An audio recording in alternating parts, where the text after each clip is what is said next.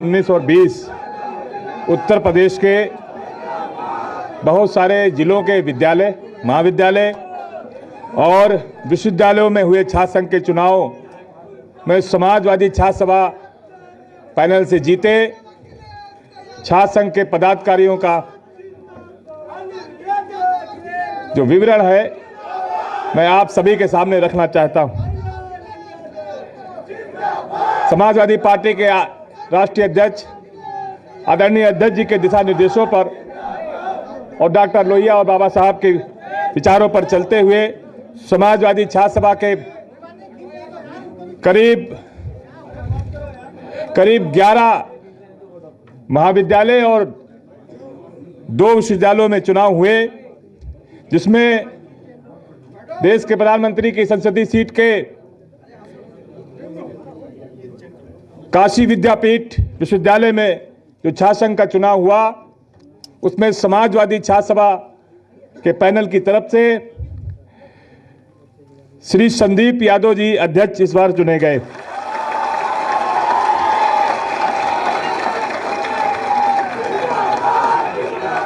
काशी विद्यापीठ विश्वविद्यालय के ही पुस्तकालय मंत्री पद पर श्री अमित पटेल जी विजयी हुए।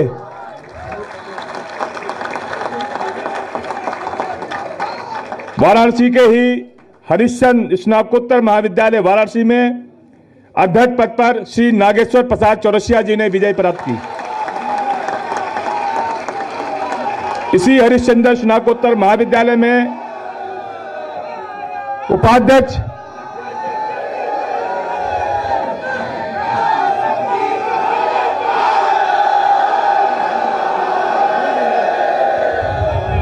इसी हरिश्चंद्र स्नातकोत्तर महाविद्यालय के उपाध्यक्ष पद पर श्री सीएम श्रीवास्तव जी ने विजय प्राप्त की।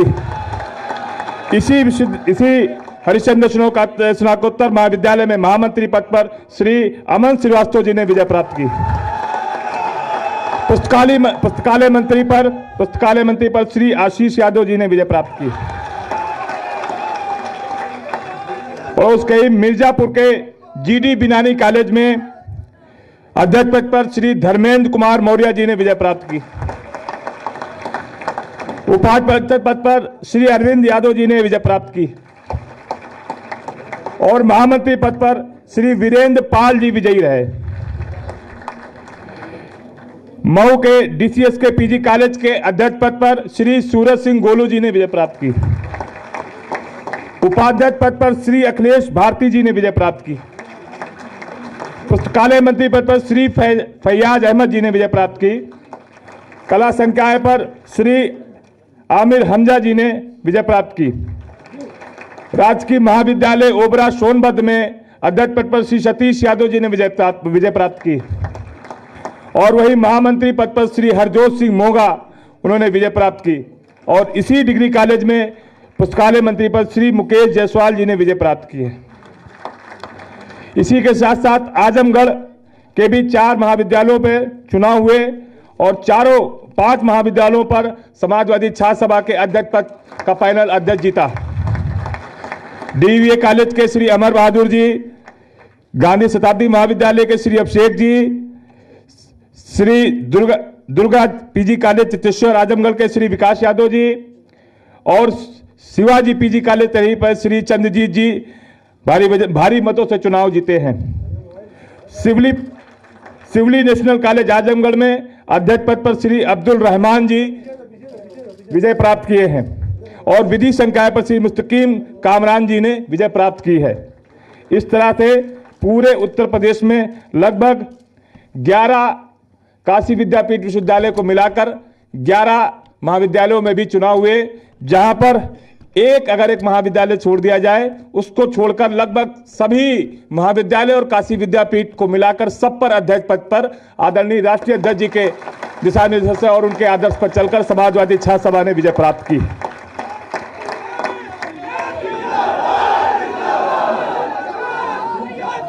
उत्तर प्रदेश के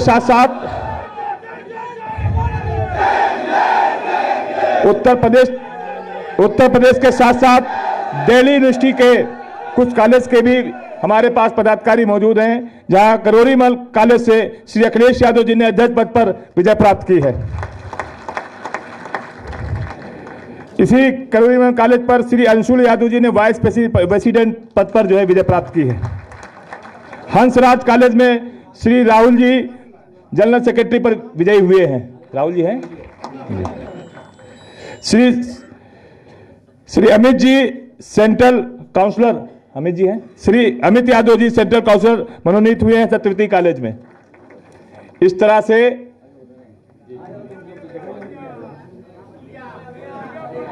हाँ, बलिया के जो बलिया से विशाल यादव जी मजबूत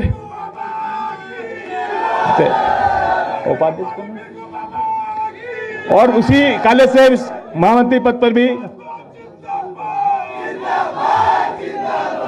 और मुगल सराय में भी उपाध्यक्ष पद पर विशाल यादव जी विजयी हुए हैं। इनके लिए भी जोरदार ताली बनाकर आप वंदन स्वागत अभिनंदन करें। जहां एक तरफ भारतीय जनता पार्टी की सरकार ने उत्तर प्रदेश के कई विश्वविद्यालयों में छात्र संघ के चुनाव बंद कराए और बहुत सारे महाविद्यालयों पर भी चुनाव बंद कराए हैं, जहां आदरणीय राष्ट्रीय अध्यक्ष जी के दिशा निर्देशन पर गोरखपुर विश्वविद्यालय में पिछली बार तिथि घोषित होने के बावजूद भी एक दलित परिवार से आने वाली बेटी का जब नामांकन हो गया, उसके बाद भारतीय जनता पार्टी की सरकार ने और इस प्रदेश के मुख्यमंत्री जी ने चुनाव बंद करा दिए, क्योंकि उन्हें यह डर था कि कहीं वहां पर अखिल भारतीय विद्यार्थी परिषद हार ना जाए।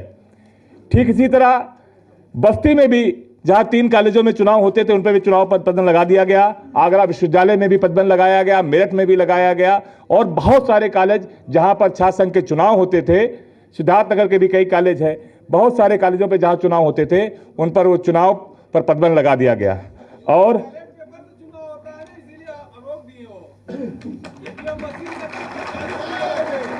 इस अवसर पर मैं आदरणीय श्री माता प्रसाद पांडे जी से अनुरोध करूंगा कि वो अपने आशीष वचनों से हम लोगों को नवाजें।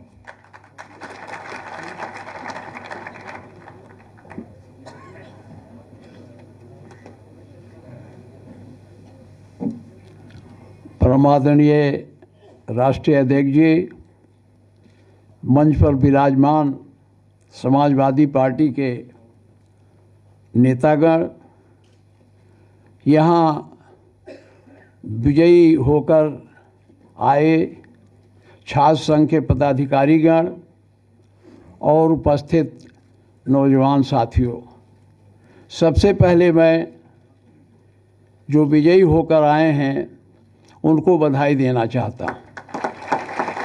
बधाई के साथ ही उनकी जिम्मेदारियां और बढ़ी हैं। आज देश जिस तरफ जा रहा है और जिस परिस्थितियों में हमारे देश को एक ऐसे रास्ते पर ले जाया जा रहा है जहां लोकतंत्र अपने आप समाप्त हो जाएगा। इसलिए नौजवानों, आपकी ये जिम्मेदारी है, क्योंकि नौजवान ही क्रांति का वाहक होता है। दुनिया में जब कभी क्रांति हुई है और परिवर्तन की धारा चली है तो उसमें सबसे ज़्यादा नौजवानों की भागीदारी रही है। आज भी आपके जीत के साथ ही ये चुनौती आपके सामने है, और आप ही को नहीं, सभी नौजवानों के सामने है कि इससे निजात कैसे मिले।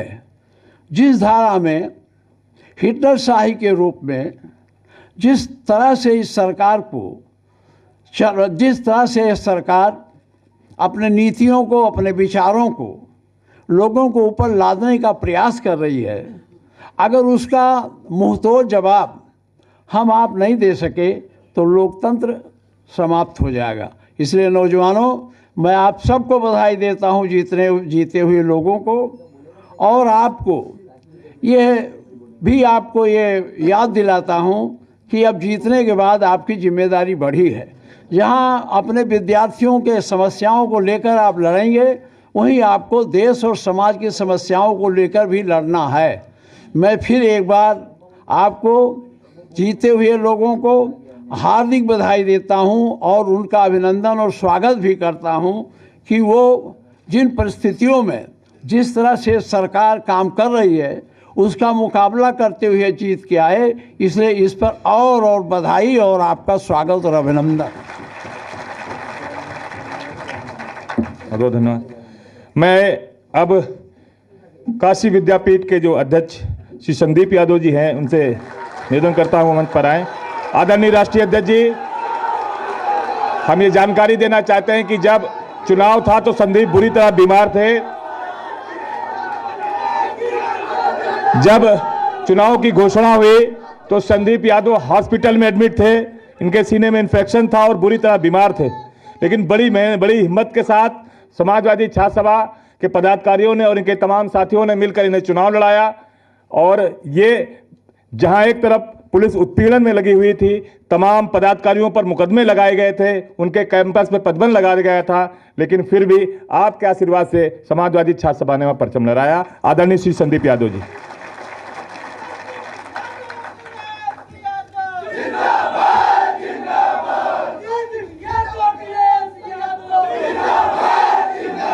बहुत बहुत धन्यवाद संचालक महोदय।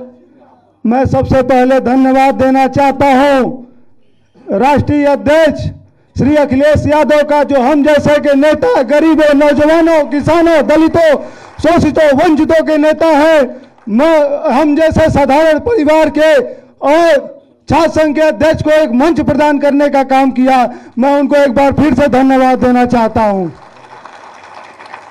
और यहाँ मंच पे उपस्थित सभी नेतागण को मैं हार्दिक अभिनंदन, स्वागत, वंदन करता हूं।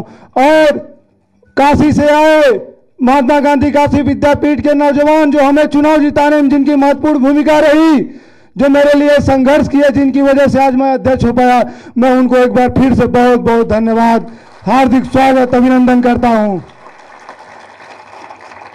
राष्ट्रीय अध्यक्ष जी, मैं आपको बताना चाहता हूं कि जिस समय छात्र संघ का चुनाव हो रहा था, हम लोगों के नामांकन में जुलूस निकला था, उस समय जो एबीवीपी के लोग थे, प्रशासन के द्वारा हम लोगों के ऊपर हमला किया गया, जैसा कि अभी कुछ देर पहले वीडियो चल रहा था, आप सभी लोग देखे होंगे। मैं राष्ट्रीय अध्यक्ष जी आपको बताना चाहता हूं कि हमारे ऊपर जिस जीप पे हम सवार थे उस पर हमला किया गया, हमारे लोगों ने हमें बचा के निकाला वहां से और हमारे तमाम साथियों को मारा गया। प्रशासन वहां मूक दर्शक बनी रही, देखती रही, उनका साथ देती रही, और उसके बावजूद हमारे साथियों के ऊपर मुकदमे लाद दिए गए, उन्हें परेशान किया गया कि वो कैंपस ना आ पाए, कैंपस छोड़ दे। जिसमें मुख्य रूप से हमारे राहुल सोनकर पूर्व महामंत्री का चुनाव लड़ चुके हैं, अनिल यादव जी पूर्व महामंत्री, अभिषेक मिश्रा आरडीजी, छात्र सभा जिला अध्यक्ष, अतुल सिंह जी, रतनदीप सिंह, सुनील सिंह कट्टा, अनुराग यादव, निशु यादव, अनिल सोनकर जी, जिनका बहुत बहुत धन्यवाद, और जिन्होंने मुझे मंच प्रदान करने का कार्य किया। और इसी के साथ मैं बताना चाहता हूं कि राष्ट्रीय अध्यक्ष जी, एक आपसे अनुरोध है, विनती है कि पूरे पूर्वांचल में एकमात्र विश्वविद्यालय जहां पे छात्र संघ चुनाव हो रहा है, महात्मा गांधी काशी विद्यापीठ, जब वहां से आ रहा था तो वहां के नौजवान कहे कि राष्ट्रीय अध्यक्ष जी को आप विद्यापीठ बुलाने का काम करिए। हम उनको सुनना चाहते हैं, हम उन्हें देखना चाहते हैं, और मैं आपसे अनुरोध करता हूं, राष्ट्रीय अध्यक्ष जी, मैं आपसे अनुरोध करता हूं कि आप समय दीजिए काशी विद्यापीठ को छात्र संघ के लिए, अपने बहुमूल्य कीमती समय से एक दिन का समय दे दीजिए। जो हम लोग बनारस ही नहीं, पूर्वांचल ही नहीं, पूरे देश में समाजवाद को फैलाने का काम करेंगे। और राष्ट्रीय अध्यक्ष जी, मैं कहना चाहता हूं, जहां समाजवादी पार्टी के सम्मान की बात आएगी, आपके सम्मान की बात आएगी, मैं सबसे पहले लड़ने का काम करूंगा, और आवश्यकता वही तो अपनी खून भी बहा दूंगा। राष्ट्रीय अध्यक्ष जी, आपसे निवेदन है कि हमारे विद्यापीठ के बहुत साथी आए हैं, 2-2 मिनट का अगर समय दे दें आप तो मिलना चाहते हैं। बहुत बहुत धन्यवाद।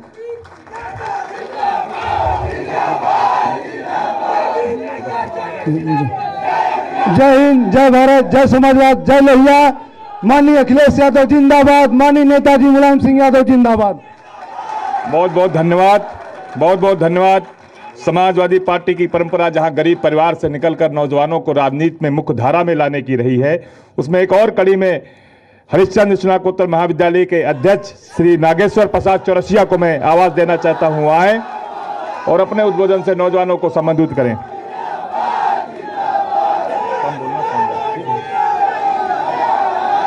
बहुत बहुत धन्यवाद संचालक महोदय जी।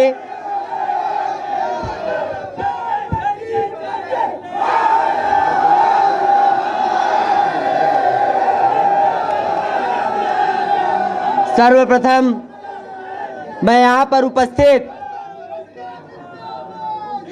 आदरणीय युवा हृदय सम्राट माननीय राष्ट्रीय अध्यक्ष श्री अखिलेश यादव जी को धन्यवाद देना चाहता हूँ कि मुझ जैसे गरीब परिवार के बेटे को राजनीति में कदम रखने का सबसे बड़ा सहयोग प्रदान किया और आज इस ऐतिहासिक मंच पर खड़े होकर बोलने का भी हमें सौभाग्य प्रदान किया। उसके साथ मैं धन्यवाद देता हूं यहां पर उपस्थित समाजवादी पार्टी के समस्त पदाधिकारियों को, समस्त कार्यकर्तागणों को, और सबसे बड़ा धन्यवाद दूंगा अपने बड़े भैया जो कि हमारे बनारस के आन बान शान भी कहलाते हैं और बनारस के युवा के हृदय सम्राट श्री अवनीश यादव विक्की जी, जो कि वर्तमान में पार्षद भी हैं समाजवादी पार्टी के, और धन्यवाद दूंगा अपने बड़े भैया श्री सतीश यादव जी का, जो कि समाजवादी पार्टी छात्र सभा के महानगर अध्यक्ष जी हैं। अगर मैं यहां पर छात्र संघ का पदाधिकारी बनकर आपके बीच पे खड़ा हूं तो सबसे बड़ा योगदान हमारे भैया लोगों का है। और भी हमारे भाई हैं जिनका मैं नाम इस मंच पर लेना चाहता हूं, जिन्होंने मुझे जिताने के लिए दिन रात एक किया। सबसे पहला नाम लूंगा अभिषेक यादव कन्हैया जी का, शंभू बेनवंशी जी का, कृष्णा यादव इलू जी का, पवन यादव जी का मैं दिल से आप धन्यवाद देता हूं। धन्यवाद। जय हिंद, जय समाजवाद, छात्र एकता जिंदाबाद, समाजवादी पार्टी जिंदाबाद, अखिलेश यादव जिंदाबाद। बहुत बहुत धन्यवाद। बस एक GD Pilani PG college Mirzapur, एक बहुत ही साधारण परिवार से आने वाला नौजवान, मैं आवाज दूंगा श्री धर्मेंद्र कुमार मौर्य जी को। वो आए और बहुत चंद समय अपनी बात रखे। धर्मेंद्र कुमार मौर्य जी जल्दी आइए।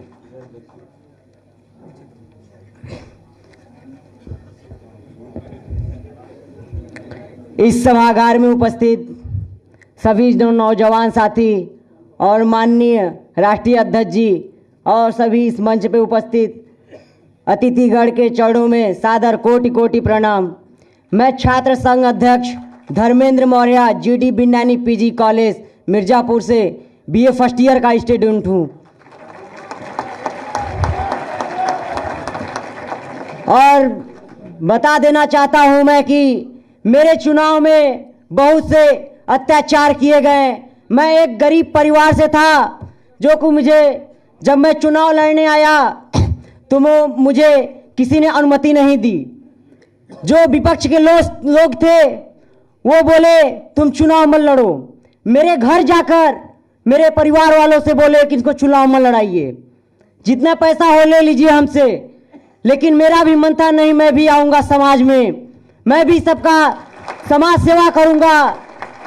यहाँ तक कि मेरे घर में मेडिकल स्टोर चलता था लालगंज में, उसको उन लोगों ने अपना रिश्ता जोड़ के उसको बंद करा दिया गया चुनाव को लड़ने की वजह से कि इन लोग का पेट में लात मार देंगे, रोजी रोटी छीन लेंगे। लेकिन फिर भी मैंने वहाँ से हार नहीं मानी, मैंने फिर भी चुनाव लड़ा और बहुत अत्याचार किए गए। मेरे छात्र सभा के जिला अध्यक्ष अभय भैया भी जी बहुत साथ दिए और पूर्व अध्यक्ष प्रेजेंट में जो बैठे हुए हैं दीपक मौर्य जी, जय मंगल जी, सब लोगों का साथ था। बहुत चीज बता देना चाहता हूँ भैया जी, इस प्रेजेंट में जो हमारी सरकार चल रही है भाजपा, कह तो रहे हैं भाजपा का सरकार है, ये तो साला लगता है कि ढोंगियों का सरकार है। बोल रहे हैं कि बहू बेटी सुरक्षित है, बेटी पढ़ाओ बेटी बचाओ। कैसे बेटी बेटी पढ़ रही हैं, बच रही हैं? जहां देखो वहां बलात्कार, और बलात्कार तो बाबा लोग ही कर रहे हैं।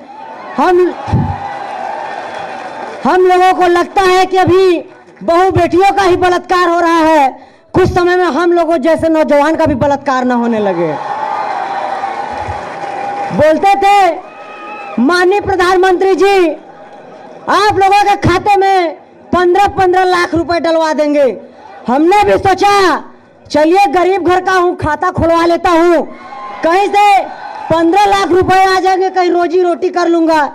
वो भी नहीं आया, 1 रुपए जब खाता चेक करवाया 1 रुपए नहीं आया। हम कहे फालतू में सब चला गया भैया। उसके बाद क्या हुआ,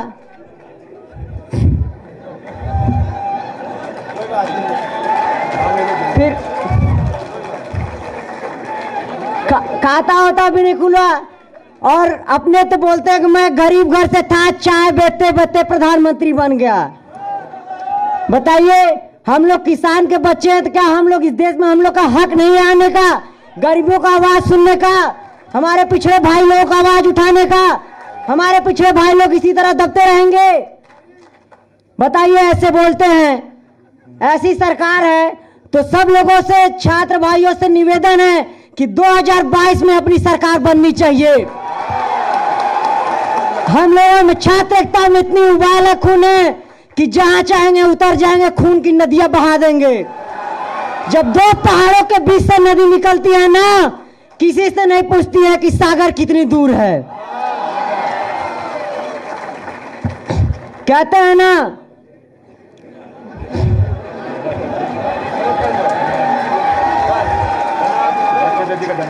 राष्ट्रीय अध्यक्ष जी आप सबको बहुत बहुत धन्यवाद, आपके चौड़े में कोटि कोटि प्रणाम। छात्र अध्यक्ष धर्मेंद्र मौर्य, आप सब अपना आशीर्वाद जरूर बनाइएगा इस छोटे भाई के ऊपर। बहुत बहुत धन्यवाद अध्यक्ष जी। हम आपको समाजवादी पार्टी व आदरणीय अखिलेश यादव जी की तरफ से पूरा आपको विश्वास दिलाना चाहते हैं कि समाजवादी पार्टी उन्हीं की लड़ाई लड़ती आई है जो गरीब दबे कुचले लोग हैं, और आपके कांधे से कांधा मिलाकर हम हमेशा आपकी लड़ाई लड़ते रहेंगे। मैं इसी बीच आवाज देना चाहता हूं श्री अमन श्रीवास्तव जी से, जो महामंत्री है स्नातकोत्तर महाविद्यालय से, आए और थोड़े समय में बात रखें। बहुत बहुत धन्यवाद। सबसे पहले मैं मंच पर उपस्थित राष्ट्रीय अध्यक्ष महोदय को प्रणाम करता हूं। तदुपरांत मंच पर उपस्थित समस्त नेतागण व हमारे अभिभावक स्वरूप इस सभागार में उपस्थित समस्त जनों को प्रणाम करता हूं। सबसे पहले मैं आपको बता दूं राष्ट्रीय अध्यक्ष महोदय, मैं विश्व की पुरातन नगरी गंगा के किनारे बसे एक सांस्कृतिक सभ्यता के श्रेणी में, प्रथम श्रेणी में आने वाले बनारस के श्री हरिश्चंद्र स्नातकोत्तर महाविद्यालय से महामंत्री पद का प्रत्याशी था, और आज आपके बीच में पदाधिकारी बनके उपस्थित हूं। वहां पे आपको बता देता हूं राष्ट्रीय अध्यक्ष जी कि कायस्थों की संख्या 90 है, और 90 कायस्थों में पूरे महाविद्यालय में 1753 मत पड़े थे, जिसमें से 1115 मत पाने का कार्य मैंने किया था। मैं सबसे पहले यहां उपस्थित हमारे जो अभिभावक महोदय हैं उनको साधुवाद करना चाहता हूं, क्योंकि बनारस की धरती से चल के लखनऊ की धरती, नवाबों के शहर में आके आपके समक्ष उपस्थित होकर के आपसे प्रेरणा लेकर के वो बढ़ने का कार्य करते हैं। और आपका मैं बहुत बहुत साधुवाद करता हूं कि जितने साथी मेरे यहाँ आए थे आपने सबको बढ़ाने का कार्य किया और यहाँ बुलाने का कार्य किया। सबसे पहले महानगर के अध्यक्ष श्री सतीश यादव जी यहाँ उपस्थित हैं। उसके पश्चात हमारे बड़े भाई श्री अविनाश यादव विक्की जी सबसे पहले यहाँ पे उपस्थित पूर्व महानगर अध्यक्ष थे श्री प्रदीप जायसवाल जी यहाँ उपस्थित है। हमारे बनारस की धरती से राज्य मंत्री श्री मनोज भैया जी हमारे यहाँ पर, अगर मैं नाम भी लेने लगूं तो हर घर में एक नेता समाजवादी पार्टी का, इसलिए बस इतना बोलता हूं आपसे कि किस किस का मैं नाम लूं, किस किस का मैं नाम लूं, किस किस का जाऊं भूल, अरे किस किस का मैं नाम लूं, किस किस का जाऊं भूल। यहां उपस्थित सभी है नेताजी की बगिया के फूल। आपसे बता देता हूं अध्यक्ष जी कि हमारे महाविद्यालय से ही देश के द्वितीय प्रधानमंत्री श्री लाल बहादुर शास्त्री जी पढ़ के निकले हुए हैं। हम उस महाविद्यालय से निकल करके आए हैं और ये मंच मुझे मिला है। तो ये मंच मैं आपको बताता हूं कि आपने जिस तरीके से मुझ जैसे कायस्थ के लड़के को दिया, लोग कहते हैं कायस्थ का लड़का कलम चला सकता है, तो वही कायस्थ का लड़का आपने एमएलसी का टिकट आशुतोष सिन्हा भैया को दिया, उसके लिए बहुत बहुत धन्यवाद आपका। और आपको बता देता हूं कि आशुतोष सिन्हा भैया को हम लोग इस बार एमएलसी बनाने का कार्य करेंगे और विधान परिषद में लाने का कार्य भी करेंगे। आपके ही दिशा निर्देश से इस बार हम लोग हरिश्चंद्र महाविद्यालय में अनेकों कार्यक्रम का आयोजन करने जा रहे हैं, जिसमें मैं भी चाहूंगा जिस प्रकार से आप विश्वविद्यालय में आएंगे हमारे भी महाविद्यालय में आइएगा, क्योंकि हमारा जो काशी है वो इस समय प्राचीन सभ्यता को लेकर के वहां के लोग जो इस समय के प्रधानमंत्री महोदय हैं पाखंड रूपी जो कार्य फैलाए हुए हैं, हमारे सभ्यता के साथ खेल रहे हैं। उस सभ्यता को दूर करने का कार्य अगर कुछ कर सकता है, उस सभ्यता को बनाए रखने का कार्य कोई कर सकता है तो सिर्फ समाजवादी पार्टी कर सकती है और कोई नहीं कर सकता। भैया मैं ज्यादा समय तो नहीं हुआ, इसलिए ज्यादा समय न लेते हुए बस आपसे विनम्र निवेदन करने आया हूं कि हमारा महाविद्यालय दक्षिणी विधानसभा में पड़ता है। आज तक हम लोग दक्षिणी विधानसभा में एक मजबूती नहीं दिखा सके, लेकिन मैं आपको पूर्ण विश्वास दिला करके जा रहा हूं कि हम लोग इस बार दक्षिणी विधानसभा नहीं बनारस के 8 विधानसभा और लोकसभा सीट पे समाजवादी पार्टी को लाने का कार्य करेंगे। 2 शब्द बोल करके अपने वारी को विराम देंगे कि गंगा की कसम यमुना की कसम, गंगा की कसम यमुना की कसम, ये ताना बाना बदलेगा, कुछ तुम बदलो कुछ हम बदले, ये भाजपा वालों का जमाना बदलेगा, ये भाजपा वालों का। धन्यवाद। जय हिंद, जय भारत, जय समाजवाद। बहुत बहुत धन्यवाद। युद्ध में जीत के आने के लिए काफी हैं, आप अकेले ही इस जमाने के लिए काफी हैं, और आपकी हकीकत को ख्वाब समझने वाले आप उनकी नींद उड़ाने के लिए काफ़ी हैं। मैं आवाज़ देना चाह रहा हूं समाजवादी पार्टी के राष्ट्रीय अध्यक्ष आदरणीय श्री अखिलेश यादव जी की, जिनके आशीर्वचनों से आप सबको आशीर्वाद मिले और दिशा निर्देशन मिले।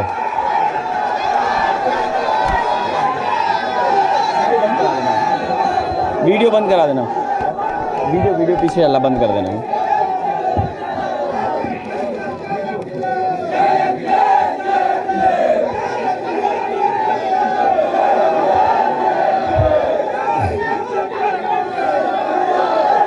हमारे साथ मंच पर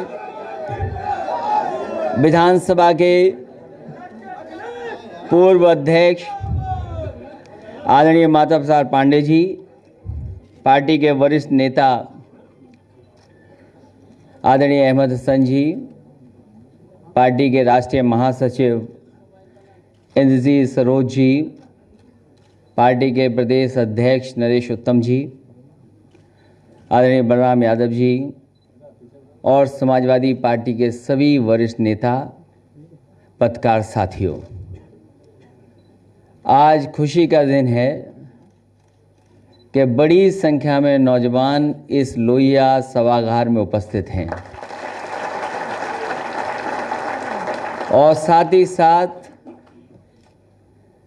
ये बड़ी मेहनत कर के जो छात्र संघ के पदाधिकारी जीते हैं, मैं इन सभी नौजवानों को बहुत बहुत बधाई देना चाहता हूं।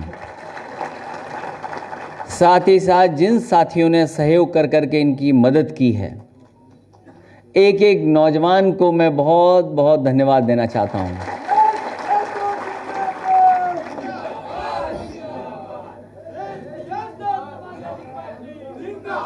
इस सभागार में बड़ी संख्या में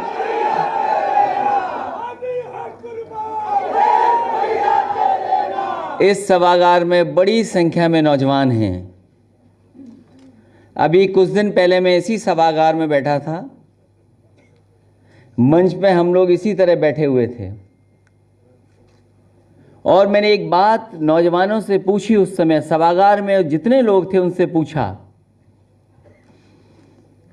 मैंने पूछा कि ये बताओ सबसे ब्रेकिंग न्यूज़ कौन सी चल रही है। सभागार में जितने लोग बैठे थे उस दिन, उन्होंने कहा कि हमारी जो ब्रेकिंग न्यूज़ चल रही है, जो मुझे दिखाई दे रहा है मोबाइल पर, वो है चश्मा। और मंच पे जो हम लोग बैठे थे, हमारे अलावा कोई नहीं जानता था। याद होगा। और इस बात को मैं प्रेस के सामने इसलिए कहूं, राजेंद्र चौधरी जी भी उस समय मौजूद थे हमारे साथ। तो ये नौजवान, नए नौजवान हैं, ये चीजों को समझते हैं। आज के समय के हिसाब से जो चीजें चल रही हैं उनको पकड़ लेते हैं। मुझे उम्मीद है कि जिस तरीके से वो नौजवान मौर्य अपनी बात रख रहा था, जिस भावना से वो कह रहा था, जो बातें वो कह रहा था, यहां सभागार में जितने नौजवान बैठे हैं, मैं समझता हूं उस मौर्य नौजवान से अपनी भावना को जोड़ते होंगे। वो नौजवान जो चुनाव लड़ना चाहता था, मुझे नहीं पता था कि उसकी मेडिकल की स्टोर की दुकान है और जिसकी सरकार है वही रोक रहा होगा। जो सरकार में बैठे हैं वही रोक रहे होंगे। उस नौजवान ने पूरी घटना नहीं बताई, दूसरे ने, बनारस के, जिस समय चुनाव हो रहा था और ये नामांकन करने के बाद अपने जुलूस को लेकर के जा रहे थे, भारतीय जनता पार्टी के लोगों ने इन्हीं नौजवानों को घेरा, इन्हीं नौजवानों को घेरा। पूरा वीडियो जानते हैं, वीडियो देखा होगा लोगों ने। लोगों के साथ, इन नौजवानों के साथ अन्याय किया, तोड़फोड़ की, सड़क पर जो अन्याय कर सकते थे वो किया, मारपीट की। लेकिन मुझे खुशी है इस बात की कि नौजवानों ने कोई चीज अपने हाथ में नहीं ली। अगर कोई चीज करके दिखाया तो वो जीत कर लेकर के आए हैं। मैं उन नौजवानों को बधाई देता हूं। वो वीडियो अवेलेबल है, वो वीडियो अवेलेबल है। वहां के जो आईपीएस अधिकारी हैं, पुलिस कप्तान से मेरी बात हुई। मैंने कहा कि इन नौजवानों को घेर करके मारा है, इनकी गाड़ी तोड़ दी। बताओ किसी के खिलाफ कार्रवाई हुई हो तो बता दो आप। मैंने फोन किया, मैंने कहा कि ये जो वीडियो देख लो, वीडियो में सब कुछ दिखाई दे रहा है, किसने अन्याय किया है, किसने पुलिस के एक सब इंस्पेक्टर को पीटा, एसओ को पीटा, उन्हीं लोगों ने। बताओ बनारस के लोगों, वो एसओ पीटे गए थे कि नहीं पीटे गए थे?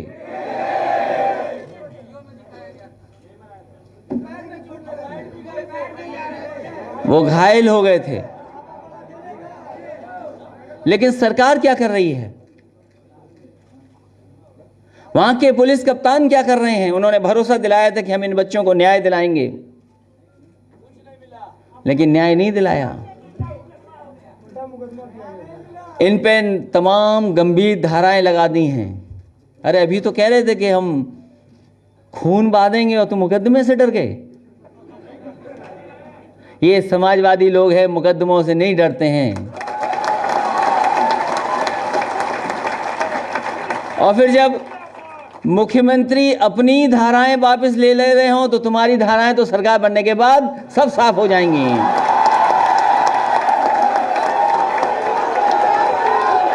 और फिर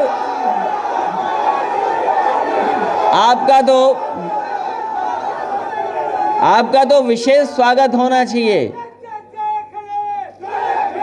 आपका तो विशेष स्वागत इसलिए होना चाहिए जहां सबसे पुराने शहर से आप आए हैं। वो शहर वाराणसी, लेकिन मैं कहूंगा आप क्यूटो से आए हैं। और मैं नौजवानों आपको कहना चाहता हूं, इन पदाधिकारियों को, पासपोर्ट बनवा के रखना। जब समाजवादी सरकार बनेगी तो यही छात्र संघ के नौजवानों को मैं क्यूटो दिखाने का काम करूंगा।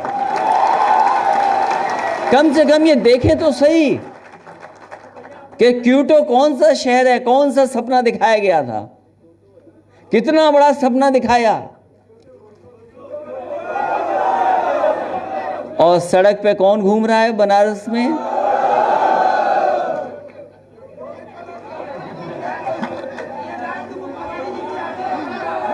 नौजवान साथियों, मैं बधाई देना चाहता हूं आपको, मैं बधाई देना चाहता हूं आपको। और आप क्योंकि नई पीढ़ी के लोग हैं, नई उम्र के लोग हैं, ज्यादा ऊर्जा है, इस ऊर्जा को बचा के रखना, क्योंकि सही समय पर ऊर्जा का इस्तेमाल होना चाहिए।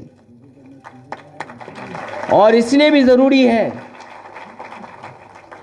क्योंकि समाज को भी आप दिशा दिखा सकते हो, और देश की राजनीति को जब कभी भी जरूरत पड़ी होगी, इन नौजवानों ने अपनी भूमिका निभाई है। इस देश को दिशा देने के लिए, समाज को दिशा देने के लिए, और राजनीति को नई दिशा देने के लिए आपकी जरूरत पड़ेगी। मैं आप सबसे निवेदन कर रहा हूं कि जब संघर्ष का रास्ता अपनाया आपने समाजवादियों के साथ, तो समाजवादी लोग कैसा देश या समाज बनाना चाहते हैं? हम लोग समाज को जोड़ना चाहते हैं, और जिनसे आपका मुकाबला है वो समाज को तोड़ना चाहते हैं। हम समाजवादी लोग संविधान बचाना चाहते हैं, वो संविधान को कुछ समझते नहीं हैं, वो संविधान की परवाह नहीं करते हैं। हम समाजवादी लोग भेदभाव को मिटाना चाहते हैं, ये बीजेपी के लोग भेदभाव रख करके उससे लाभ उठाना चाहते हैं। बताओ, यहां कोई ऐसा हमारा साथी बैठा जिसके घर में पूजा ना होती हो? बताओ, कोई साथी ऐसा हो? है कोई ऐसा? तो बताओ हमें। हमारे घर में तो है। इसलिए हम ये कहना चाहते हैं आपको, ये जितना दिखाई दे रहा है, जितना दिखावा है, ये हमें और आपको ध्यान हटाने के लिए काम कर रहे हैं, हमें आपको भटकाना चाहते हैं। अगर हमको रोजगार के लिए पूछें तो बताओ नौजवानों, आपको एनपीआर चाहिए कि रोजगार चाहिए? सवाल यह है। बताओ, हम तो हैं यहां के नागरिक, हम सब नागरिक हैं यहां के। कोई भारतीय जनता पार्टी का नहीं तय कर सकता कि हम नागरिक हैं कि नहीं हैं। और अगर जरूरत पड़ी तो हमारे पुराने लोगों ने हमें सिखाया है। राष्ट्रपिता महात्मा गांधी जब अफ्रीका में थे, उन्होंने जो पहला आंदोलन किया था, कुछ कार्ड उठा करके जला दिए थे उन्होंने। जरूरत पड़ी तो ना हम फॉर्म भरेंगे, हमसे फॉर्म कैसे भरवा लोगे? अगर जरूरत पड़ी तो पहला मैं हूंगा जो कोई फॉर्म नहीं भरेगा। अगर आप साथ दोगे कि नहीं दोगे, सवाल यह है।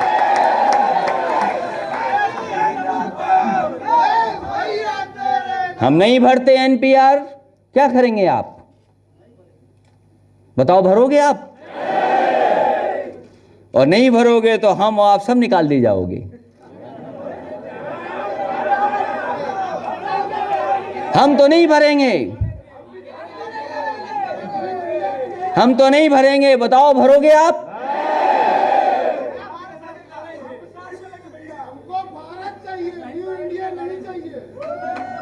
इसलिए जितने भी भारत के लोग हैं,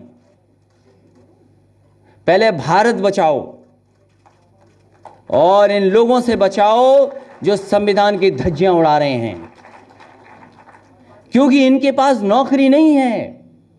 आप बात समझे नहीं, आप चीज को नहीं समझ पाए। यह अन्याय इसलिए हो रहा है क्योंकि इस प्रदेश के मुख्यमंत्री अपनी कुर्सी बचाना चाहते हैं। ये जो अन्याय दिखाई दे रहा है, जो लोग मारे गए हैं पुलिस की गोली से,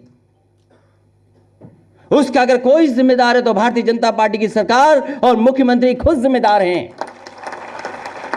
और ये बात समझो, इसलिए जिम्मेदार हैं क्योंकि वो जानते हैं कि 200 विधायक उनके खिलाफ सदन में बैठ गए थे।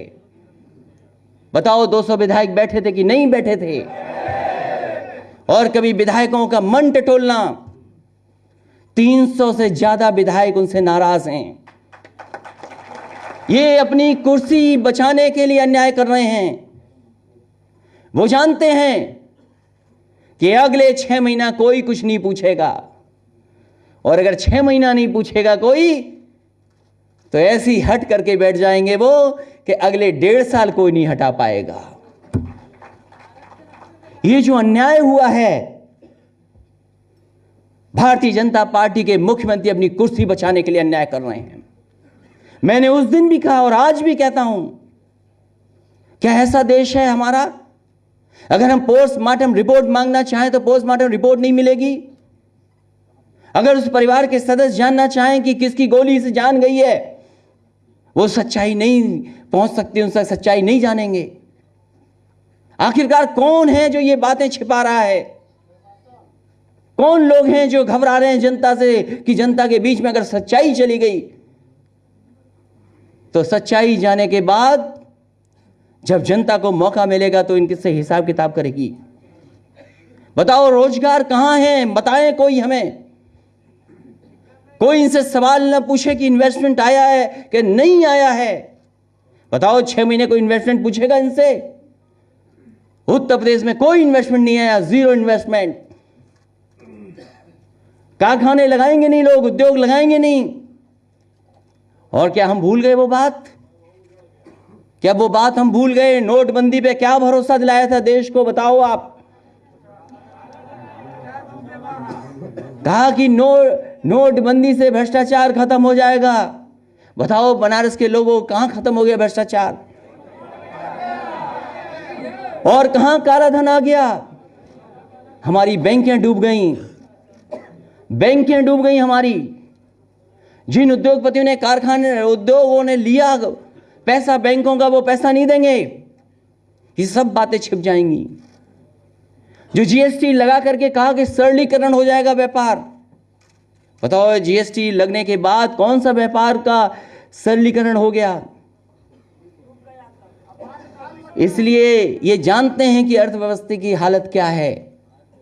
और कई एक्सपर्ट कह रहे हैं कि हमारे देश की अर्थव्यवस्था आईसीयू में पहुंच गई है। आईसीयू में अर्थव्यवस्था है, ये हम नहीं कह रहे और शास्त्री कह रहे हैं। हम तो कहेंगे कि आईसीयू के बाद भी एक और नई आईसीयू बन गई है, वहां पहुंच गए ये लोग, अर्थव्यवस्था वहां पहुंचा दी है। अब तो अस्पताल में आईसीयू से भी ऊपर एक और आईसीयू होती है, तो अर्थव्यवस्था वहां पहुंचा दी है। वहां पहुंच गई अर्थव्यवस्था। और याद रखना, कोई जिम्मेदार तो भारतीय जनता पार्टी। हमने नोटबंदी के समय में भी बिना भेदभाव के जो लाइन में खड़े हुए थे उनकी मदद की थी। जो लोग उत्तर प्रदेश के गरीब लोग जो लाइन में खड़े थे, देश में किसी ने मदद नहीं की थी उनकी। हम समाजवादी लोगों ने उनकी मदद की थी। उनके परिवार को, लोगों को बुला करके हमने सरकार से पैसे देने की काम किया था। ये जो निर्दोष लोगों की जान गई है, अगर हमें मदद भी करना पड़ा तो पार्टी की तरफ से इन तमाम परिवारों की मदद करने का काम समाजवादी लोग करेंगे। इसलिए बीजेपी की चालों से बचना हमारा, आपका लक्ष्य है। बीजेपी को हटाना और देश को नए रास्ते पर ले जाना। हम उनका खेल नहीं खेल सकते। हम कैसे खेलेंगे उनका खेल? और खेलना भी नहीं चाहिए हमको, क्योंकि वो हमारा खेल नहीं जानते। बताओ वो क्रिकेट खेल लेंगे क्या? बताओ क्या फुटबॉल खेल लेंगे? क्या वो साइकिल चला लेंगे? तो फिर हमने अध्यक्ष जी को याद दिलाया, हमारे अध्यक्ष जी थे उस समय सदन के। जब हम लोग क्रिकेट खेलते थे और जब कोई जीत जाती थी टीम, हम सरकार के लोग और अधिकारी लोग क्रिकेट खेलते थे। कब को देने आते थे आप? बताओ, इस सरकार में संभव है क्या? इसीलिए वो बैठ करके खेल खेल रहे हैं कि हमारी कुर्सी कैसे बच जाए, कुर्सी बचाने की खेल खेल रहे हैं।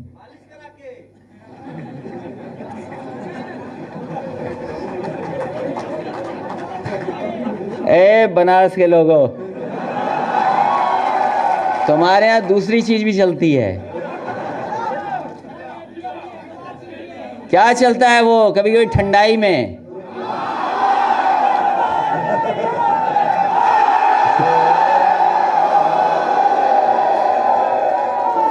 तो इसलिए हम आपसे कहना चाहते हैं, ये सरकार कुछ करने वाली नहीं है। बताओ, जो उनके सबसे बड़े नेता थे उनके लिए कुछ नहीं कर पाए? उनकी भी प्रतिमा बताओ कहां खड़ी कर दी। अच्छा हुआ कि ऑफिस नहीं देखा किसी ने, और यकीन करो अगर ऑफिस देख लिया होता तो उत्तर प्रदेश के मुख्यमंत्री बचते नहीं, क्योंकि इतना सुंदर ऑफिस बनाया है, पीएमओ भी इतना सुंदर नहीं है। ये सच्चाई है। और कभी कभी मैं सोचता हूं कि बताओ, कोई धर्म किसी कैंसर के मरीज का इलाज कर सकता है क्या? बताओ हमें, कोई धर्म हो बताओ हमें अगर कैंसर का इलाज कर दे। आज हमारे प्रदेश में सबसे ज्यादा कैंसर, हार्ट और ये बीमारियां हैं, लोगों को दवाई नहीं मिल रही है। हमें डॉक्टर आए बीएचयू के कह के गए कि जितना कुछ पहले होता था आज वहां भी नहीं है अस्पताल में इलाज, कोई दवाई का इंतजाम नहीं कहीं पर, और आपकी सरकारी व्यवस्था सब चौपट हो गई। बताओ, कोई व्यवस्था चल रही हो इलाज की, गरीब को कहीं इलाज मिल रहा हो? और फिर बैंकों में ऐसी चोरी हुई है, डकैती, कि आज तक चोर नहीं पकड़े गए। बताओ, बैंकों की डकैती वाले चोर पकड़े गए कोई? अरे वो तो कागज से पैसा निकाल ले गए, वो तो नहीं पकड़े जाएंगे। जो एटीएम तक छीन ले गए वो तक नहीं पकड़े गए। बताओ, एटीएम वाले पकड़े गए क्या? एटीएम तक उठा ले गए लोग। तो सरकार आखिरकार कर क्या रही है? और हम तो कह रहे हैं अभी तो 2 साल हैं, अभी तो हमारा काम बहुत बाकी है, बहुत बाकी है अभी काम। इसलिए अगर आप चाहते हो प्रदेश में अच्छे एक्सप्रेसवे बने, अच्छी सड़कें बने, अच्छे अस्पताल बने, अच्छे स्टेडियम बने, और बच्चों को कम से कम लैपटॉप मिले, ये बनारस के लोग और जितने नौजवान यहाँ बैठे हैं, बताओ हमारी सरकार के दिए हुए लैपटॉप चल रहे हैं कि नहीं चल रहे हैं? और आज भी नेताजी और हमारी तस्वीर नहीं हटी होगी उसमें। तो आपका लैपटॉप अभी भी चल रहा है, और बीजेपी का शौचालय चल रहा है कि नहीं चल रहा है? बताओ आप शौचालय चाहते हो कि लैपटॉप चाहते तय आपको करना है? वो शौचालय की तरफ ले जा रहे हैं। बताओ, और हम आपको लैपटॉप देके कहीं और ले जा रहे हैं। तो सोचो क्या फर्क है। ये छिप जाते हैं कभी कभी कुछ चीजों के पीछे। ये जो जेब में पुड़िया लेकर के घूमते हैं उससे बचाना, ये जो पुड़िया है उससे बचाना।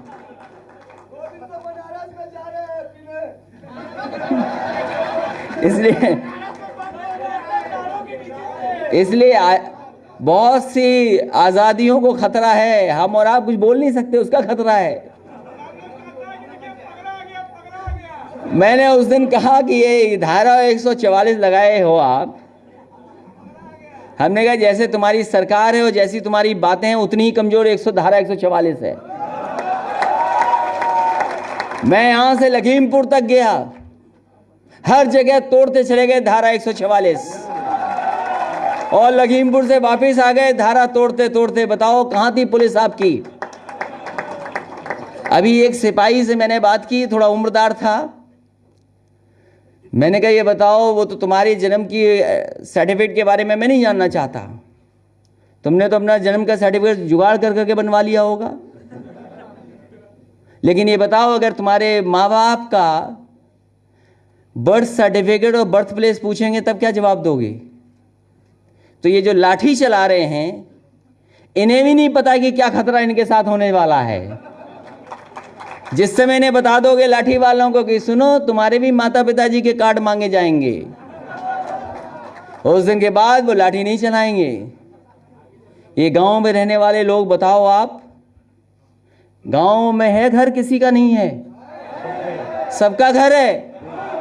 बताओ बनारस में घर होगा उसकी तो रजिस्ट्री होगी, लेकिन गांव में जो घर है उसके कागज कहां है? बताओ तुम, है कागज कहीं के नहीं है? बताओ। ये तो पत्रकार साथी कह रहे हैं इन पे भी कागज नहीं है। इसलिए अपना ध्यान मत हटाइए। फॉर्म ही नहीं भरेंगे तो कैसे निकाल लोगे हमें आप? और फिर अगर ये बात है कि आपने आरक्षण खत्म करने का काम किया और कहा कि क्योंकि एंग्लो इंडियन इतने हैं देश में, आबादी में, आपने एंग्लो इंडियन का जो रिजर्वेशन होता वो खत्म कर दिया, तो बताओ हमें और आपको कब गिनोगे? पहले कांग्रेस ने नहीं गिना, अब ये नहीं गिनना चाहते, हम गिनवाना चाहते हैं कि हमें गिन लो कि हम कितने हैं समाज में। बताओ हमारे नौजवान मौर्य जी, गिनवाना चाहते हो समाज में कितने हो कि नहीं गिनवाना चाहते हो? क्योंकि आप तो यादव से ज्यादा हो ना कि नहीं हो? यादव से ज्यादा। अरे देखो हमारा मौर्य साथी कह रहा हम यादव से ज्यादा है गिनती, तो क्यों नहीं गिन रहे हो आप? हमारे कुर्मी भाई हमसे ज्यादा हैं, गिनो समाज में, क्यों नहीं गिन रहे आप? हाँ उनको तो जरूर गिनना है, ऐसी ऐसी हमारे ये बैठे इंजीनियर सरोज जी, हम तो कह रहे हैं कि हम सबको गिन लो। ये जो आ रहा है, चाहे एनआरसी हो चाहे एनपीआर, ये हर गरीब के खिलाफ है, हर गरीब के खिलाफ है, हर माइनॉरिटी के खिलाफ है, हर मुस्लिम के खिलाफ है। इसलिए जो जमीन पे नहीं दिखा पाए, जो क्यूटो नहीं बना पाए, जो गंगा नहीं साफ कर पाए, वैसे हमें लगता है गंगा मैया में कुछ तो है ताकत, कुछ तो है गंगा मैया में। देखो जो गंगा मैया को धोखा देगा वो बचेगा नहीं। वो आपने देखा कि नहीं देखा? बताओ।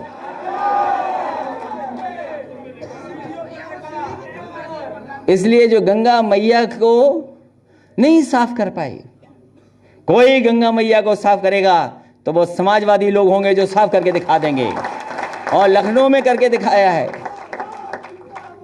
ये 900 मीटर जुड़ जाती तो देश की पहली नदी होती जो शहरों में साफ सुथरी बहती। यही गंगा एक्शन प्लान 1 था, यही आज कर रहे हैं। तो बताओ समाजवादी पार्टी का मॉडल क्यों नहीं अपना रहे आप? वही मॉडल से नदियां साफ हो सकती हैं। इसलिए बहुत बहुत बधाई देना चाहता हूं अपने छात्र संघ के नौजवानों को, और जिन्होंने जिताया उनको ज़्यादा बधाई और धन्यवाद। और यहाँ आए हैं, मुझे खुशी है, नए वर्ष पे नई चीज़ें होंगी, और जिनके साथ अन्याय किया सरकार ने, हम समाजवादी लोग उन परिवारों के साथ हैं, उनकी मदद करेंगे। और जिन लोगों ने अन्याय किया है ये सरकार जांच करे। हम चाहते हैं कि जांच हो, ऐसे अधिकारियों के खिलाफ कार्रवाई हो, और अगर ये कार्रवाई नहीं करते हैं तो वो वीडियोस, वो सीसीटीवी फुटेज सब कुछ अवेलेबल है। जब समाजवादी सरकार बनेगी ऐसे दोषी अधिकारियों के खिलाफ कार्रवाई करने का काम करेंगे। और फिर ये बताओ, बुलंदशहर में पुलिस के अधिकारी को किसने मारा? वो पूरी सीसीटीवी और वीडियो अवेलेबल है। बताओ सरकार ने एक को भी पकड़ा हो तो बता।